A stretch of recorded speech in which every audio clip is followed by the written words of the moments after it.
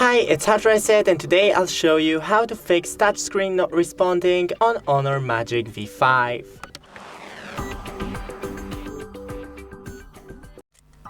First, try to unlock your phone just by clicking the power on button to check if the buttons even works.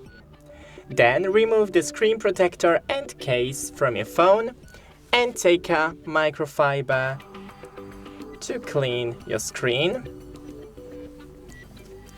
After that, click and hold the power on button and volume up button. Once again, okay, and when you see the restart and power off option, then click and hold the power on button and volume down button for at least 10 seconds.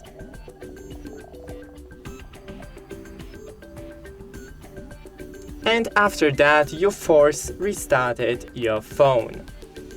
Just wait a couple of seconds and then try to power it on once again.